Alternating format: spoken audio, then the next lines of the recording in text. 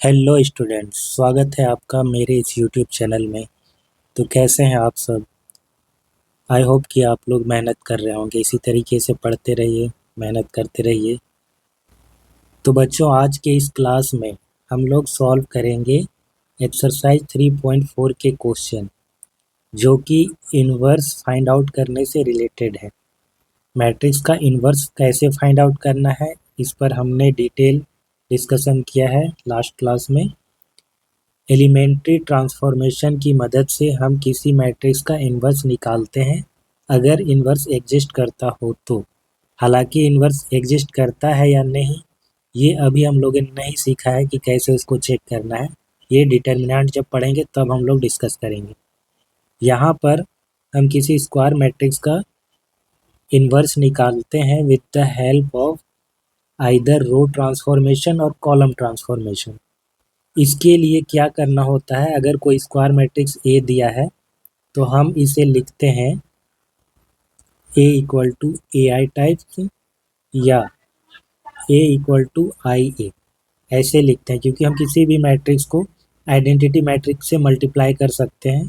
ठीक है, ये चीज़ हम पढ़ चुके हैं। इसके बाद हम या तो रो ट्रांसफॉर्मेशन करते हैं या कॉलम ट्रांसफॉर्मेशन। तो ये जो तरीका है ए इक्वल टू ए आई, इसका यूज हम तब करते हैं जब हमको कॉलम ट्रांसफॉर्मेशन करना होता है।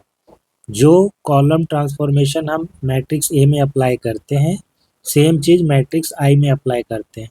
ठीक है, अगर हमको रो ट्रांसफॉर्मेशन यूज करना है तो इस वाले इक्वेशन का यूज करते हैं।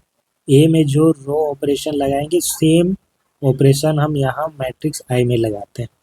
ठीक है, तो ये आइडिया है बस, कि जब भी रो ऑपरेशन लगाना होता है तो हम इस वाली इक्वेशन का यूज करते हैं, और कॉलम ऑपरेशन के लिए इसका यूज करते हैं। तो हम पर डिपेंड करता है कि हम इन्वर्स निकालने के लिए कौन सा टेक्निक यूज कर रहे हैं। सो इस एक्सरसाइज में टोटल 18 क्वेश्चन है, जिसमें 17 क्वेश्चन तो इन्वर्स फाइंड आउट करने से रिलेटेड है और एक क्वेश्चन है जो ऑब्जेक्टिव है। तो क्योंकि सारे ही क्वेश्चन इन्वर्स से रिलेटेड है, हम सारे क्वेश्चन यहाँ पर सॉल्व नहीं करेंगे, बस कुछ क्वेश्चन करना है। क्योंकि जो मैंने डिस्कस किया था, बस हमको ये बताना है कि उसको अप्लाई कैसे करना है। और पिछले क्लास में तो 2 एग्जाम्पल हम लोग सॉल्व कर ही चुके हैं। ठीक है, तो आइडिया है आपको। कॉलम ऑपरेशन से हम लोगों ने नहीं किया था, आज हम लोग उससे सॉल्व करेंगे। कॉलम ऑपरेशन की मदद से मैट्रिक्स का इन्वर्स निकालेंगे। अगर क्वेश्चंस कुछ यूनिक होते हैं या टफ होते हैं तो फिर उसे हम ज़रूर यहाँ पर सॉल्व करेंगे। तो चलिए स्टार्ट करते हैं। कुछ क्वेश्चन हम लोग रो ऑपरेशन से करेंगे और कुछ कॉलम ऑपरेशन से। तो पहला क्वेश्चन है हमारे पास, मैट्रिक्स ए दिया गया है, हम यहाँ पर रो ऑपरेशन अप्लाई करके इसे सॉल्व करते हैं यूजिंग रो ऑपरेशन। तो रो ऑपरेशन को अप्लाई करने के लिए हम लोग क्या करते हैं,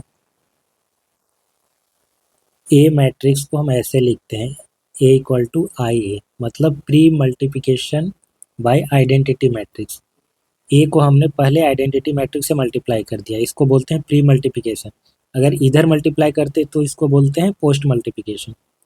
ठीक है, अब जब भी हम यहाँ पर रो ऑपरेशन लगाएंगे, सेम ऑपरेशन हम आई में भी लगाएंगे और इस वाले ए को बिल्कुल भी छेड़ेंगे नहीं। ठीक है, तो ए क्या है हमारा, 1 -1 है, 2 3। आइडेंटिटी सेम ऑर्डर का लेना होता है, यानी कि 2/2 का, 1 0 0 1। और इस ए को हम ऐसे ही रहने देते हैं क्योंकि इसमें कुछ भी नहीं करना है। नाउ इसमें रो ऑपरेशन लगाने के बाद हमको क्या करना होता है, इसको I equal to B A type का बनाना होता है। ठीक है, ऐसा इसलिए क्योंकि किसी मैट्रिक्स को अगर उसके इन्वर्स से मल्टीप्लाई करते हैं तो आइडेंटिटी मैट्रिक्स मिलता है। तो जब हम इस मैट्रिक्स इक्वेशन को ऐसा लिख देंगे, देन यहाँ पर ये जो मैट्रिक्स ट्रांसफर होने के बाद आएगा ना बी, ये ए का इन्वर्स कहलाएगा। तो हमको ये आइडेंटिटी बनाना है और ये अपने आप कोई दूसरा मैट्रिक्स बन जाएगा सेम एलिमेंट्री ऑपरेशन से। तो आइडेंटिटी बनाने के लिए ये 1 तो है, यहाँ पर 1 चाहिए, ये 1 ये 1 और ये 0 ये 0। तो ये 1 है, इसको हम कुछ नहीं करते, हम इसको 0 बनाते हैं। उसको 0 बनाने के लिए हम अप्लाई करेंगे R2 माइनस 2R1। ये अप्लाई करने पर फर्स्ट रो तो हमारा सेम रहेगा, ये हो जाएगा 0। R2 minus 2R1 that means second row में फर्स्ट रो का दुगना को घटाएंगे, तो जब इसको 2 से मल्टीप्लाई करेंगे तो -2 और 3 माइनस -2 यानी कि +2, तो वो हो जाएगा 5। 1 0। अब सेम ऑपरेशन इसमें लगाएंगे तो -2 और ये 1। इसके बाद हम सेकेंड रो में जो 5 है इसको 1 बनाएंगे। इसके लिए हमको 5 से डिवाइड करना पड़ेगा। R2 को हम कर रहे हैं R2 1/5 टाइम R2। ये 1 -1, ये 0, 5/2,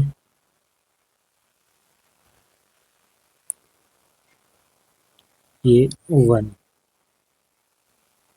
1 0, ये हो जाएगा -2/5 और ये 1/5। नाउ इस वाले एलिमेंट को हमको 0 बनाना है, तो इसके लिए हम सिंपली R1 को रिप्लेस कर देंगे R1 प्लस R2 से। अप्लाई R1 प्लस R2, ये हो जाएगा 1, ये 0, ये 0, 1। 1 माइनस 2/5, जब हम सेम ऑपरेशन इसमें लगाएंगे, इसको और इसको ऐड करके R1 से रिप्लेस करेंगे, तो 1 माइनस 2/5 कितना हो जाएगा 3/5 और ये 1/5, तो -2/5 1/5।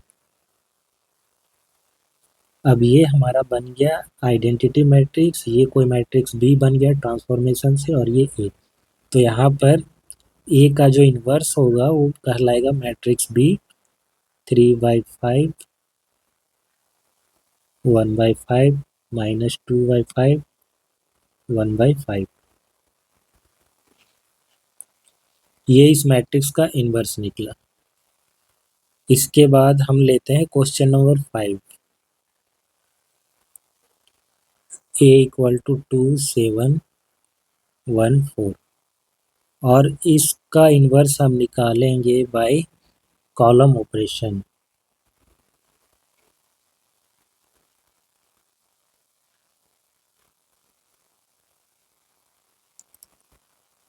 तो कॉलम ऑपरेशन से करने के लिए सबसे पहले हम इसको लिखेंगे A इक्वल टू AI, यानी कि post multiplication by identity matrix. अब जब भी हम इसमें कॉलम ऑपरेशन लगाएंगे, सेम कॉलम ऑपरेशन हमको आइडेंटिटी मैट्रिक्स में लगाना पड़ेगा। तो ये हो जाएगा 2 7 1 4। इस वाले मैट्रिक्स में हमको कुछ भी नहीं करना है, तो इसको एज इट इज रहने देते हैं। ये 1 0 0 1। नाउ कॉलम ऑपरेशन लगा करके हमको करना क्या है, इसको बनाना है आइडेंटिटी। ये वैसे ही रहेगा, ये कोई नया मैट्रिक्स बनेगा। बस हमारा फोकस इस पे होना चाहिए कि हम इसको आइडेंटिटी मैट्रिक्स बनाएं। आइडेंटिटी बनाने के लिए ये 1 होना चाहिए, ये 0, ये 0, ये 1। तो यहाँ पर 2 है, हम अगर चाहें तो इसको 2 से डिवाइड करके 1 बना सकते हैं, लेकिन उससे अच्छा तरीका है कि हम कॉलम को ही यहाँ पर ले आएं। ठीक है, इंटरचेंज कर दें। तो पहला operation applying C1 interchange with C2, तो ये हो जाएगा 1 4 2 7 0 1 1 0। ठीक है, ये हो गया। इसके बाद क्योंकि हम कॉलम ऑपरेशन लगा रहे हैं, हम यहाँ पर अभी 4 को इसकी मदद से 0 नहीं कर सकते, हमको इसको 0 करना पड़ेगा। तो सेकेंड कॉलम में हमको चेंज करना पड़ेगा C2, इसको हम लिखेंगे C2 माइनस 2 C1। तो applying C2 replaced with C2 minus 2 C1। तो फर्स्ट कॉलम हमारा वैसे ही रहेगा, ये हो जाएगा 0। तो C2 में C1 का ट्वाइस हम माइनस कर रहे हैं, यानी कि 7 माइनस 2 टाइम्स 4, ठीक है। 2 माइनस 2 टाइम्स 1, ये तो 0 हो गया। 7 माइनस 2 टाइम्स 4, ये हो जाएगा -1। तो -1 इक्वल टू A, ये 0 1, ये 1 रहेगा, ये -2। अब इसके बाद इसको हमको 1 बनाना है और इसको 0 बनाना है। तो इसको 0 बनाने के लिए क्या करें, हम C1 को रिप्लेस कर देंगे C1 प्लस 4 C2 से। इसको 4 से मल्टीप्लाई कर देंगे और इसमें ऐड कर देंगे तो 0 हो जाएगा। अप्लाइंग C1 प्लस 4 C2, तो ये 1 रहेगा, ये हो जाएगा 0, ये 0, ये -1, ये 4 4 2 जा 8, -8 और 1, तो -7। इसके बाद एक काम बच जाता है, ये जो माइनस है उसको हमको हटाना है। तो हम -1 से मल्टीप्लाई कर दें या -1 से डिवाइड कर दें, एक ही बात है। अप्लाइंग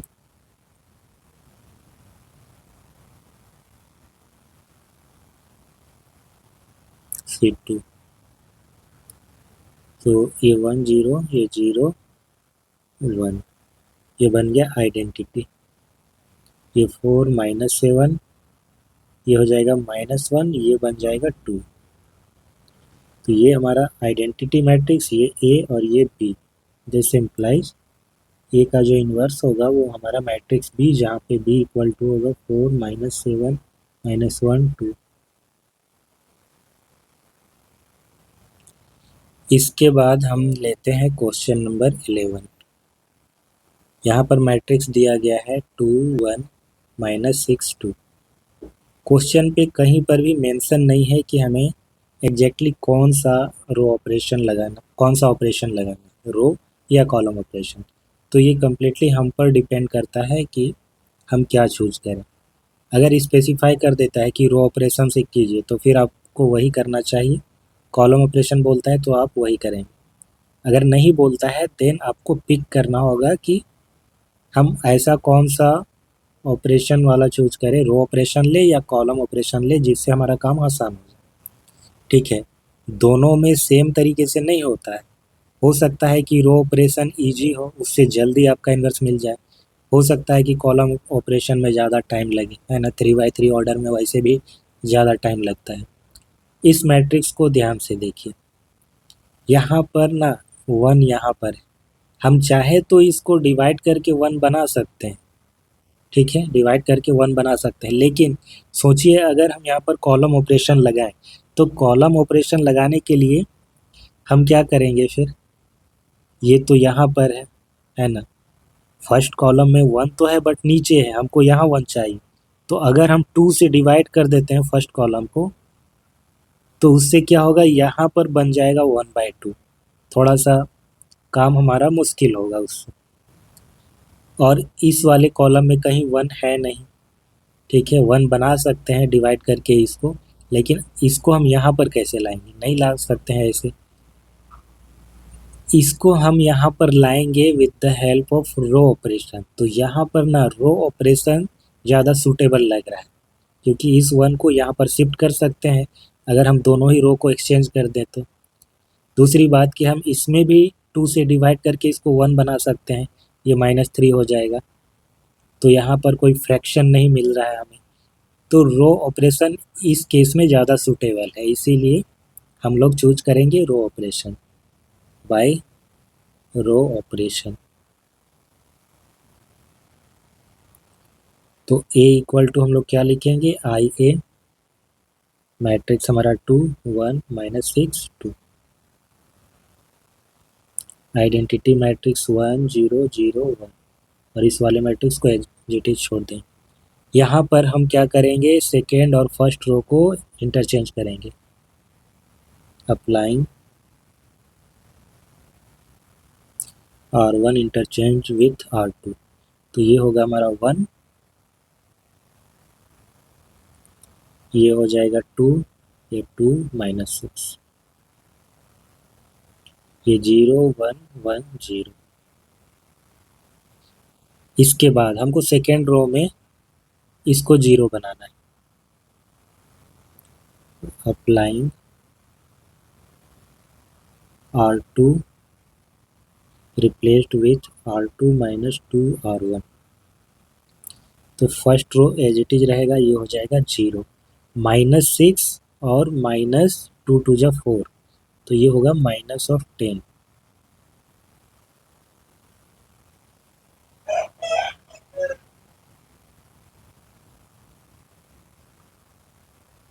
इसके बाद हम इसको बनाना चाहते हैं 1, तो -10 से डिवाइड करेंगे।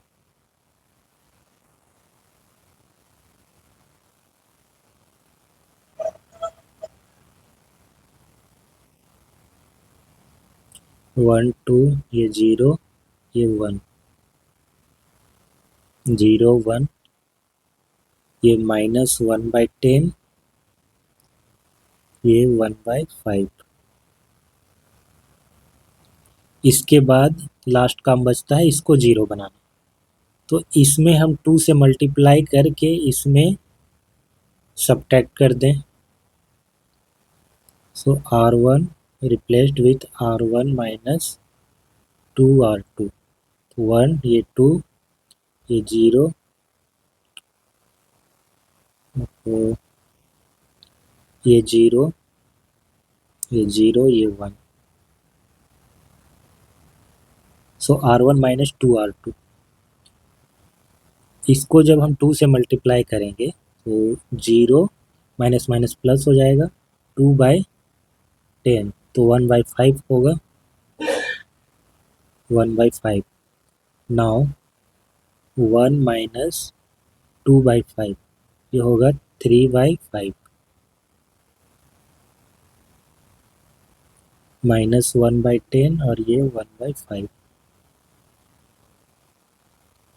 ये हमारा आइडेंटिटी मैट्रिक्स बना, ये मैट्रिक्स बी और ये ए। तो यहाँ पर ए इनवर्स आएगा हमारा, मैट्रिक्स बी को बोलेंगे ये 1/5 -1/10, 3/5, 1/5। इसी तरीके से बहुत सारे क्वेश्चन हैं आपके प्रैक्टिस के लिए, आप उन सबको ज़रूर सॉल्व कीजिएगा। ठीक है, जितना आप सॉल्व करेंगे उतना ही आपका कमांड होगा रो ऑपरेशन और कॉलम ऑपरेशन पे। इसमें 3 क्वेश्चन ऐसे हैं जिसमें 3x3 मैट्रिक्स है, वो आपके लिए होमवर्क है, आप वो सब कीजिए। ठीक है, क्वेश्चन नंबर 18, ये ऑब्जेक्टिव क्वेश्चन है, सिंपल सा है, ये तो बस एक प्रॉपर्टी बेस्ड है, बल्कि इन्वर्स का डेफिनेशन ही है। कोई मैट्रिक्स इन्वर्सिबल कब होता है? Matrices A and B will be inverse of each other only if, तो पहला ऑप्शन है इसमें हमारा AB = BA, मतलब कम्यूटेटिव होगा तब। दूसरा ऑप्शन है AB = BA = 0। तीसरा ऑप्शन है AB = 0 एंड BA = 1, और चौथा ऑप्शन है AB = BA = आइडेंटिटी। तो हमने डिस्कस किया है इस पर कि ये वाला जो ऑप्शन है ये सही होगा। ए अगर कोई स्क्वायर मैट्रिक्स है और एक दूसरा मैट्रिक्स बी एग्जिस्ट करता है such that AB = BA = identity matrix के बराबर आ जाए, तो यहाँ पर ए मैट्रिक्स इन्वर्सिबल कहलाता है और उसका इन्वर्स होता है B. In the same manner B भी इन्वर्सिबल होता है और उसका इन्वर्स होता है ए, ये दोनों ही एक दूसरे के इन्वर्स होते हैं। तो ये चौथा ऑप्शन सही है। ये बस कम्यूटेटिव लॉ को होल्ड करता हुआ दिखा रहा है कि AB = BA जब कम्यूटेटिव हो जाएगा मैट्रिक्स मल्टीप्लिकेशन तब की बात कर रहा है, बट आइडेंटिटी तो नहीं हो रहा है। आइडेंटिटी का यही नेचर है, आप फंक्शन में भी पढ़ते हैं तो एफ हमारा है, इसका जो इन्वर्स होगा उससे जब आप इसका कंपोजिशन लेते हैं फॉग और गॉग, तो ये आ जाता है आइडेंटिटी। ठीक है, एडिटिव आइडेंटिटी में भी सेम चीज़ है कि मैट्रिक्स एडिशन में जब कोई मैट्रिक्स दिया गया है, इसमें ऐसा क्या ऐड करें, ऐसा क्या ऐड करें, एडिटिव इन्वर्स, सॉरी, इसमें ऐसा क्या ऐड करें कि ऐड करने के बाद आपको आइडेंटिटी मिल जाए। तो उस केस में एडिटिव आइडेंटिटी होता है हमारा 0। तो यहाँ पर हम minus of this matrix add करते हैं तो 0 आता है। ये हमारा एडिटिव आइडेंटिटी और ये एडिटिव इन्वर्स। तो हमेशा वो ऑपरेशन के बाद आइडेंटिटी मैट्रिक्स देना चाहिए, ये होता है इन्वर्स का नेचर। तो यहाँ पर क्योंकि आइडेंटिटी के इक्वल नहीं आ रहा है, ये ऑप्शन गलत होगा, ये तो 0 हो जा रहा है। यहाँ पर ये प्रोडक्ट 0 है, ये 1 है, तो सिर्फ ये ऑप्शन सही है। इसके बाद हम लोग स्टार्ट करेंगे नेक्स्ट क्लास में मिसलेनियस के क्वेश्चन। ठीक है, तो वीडियो अगर अच्छा लगा तो इसे लाइक और शेयर करें। If you have any doubt then let me know in the comment section. Thanks for watching, have a nice day.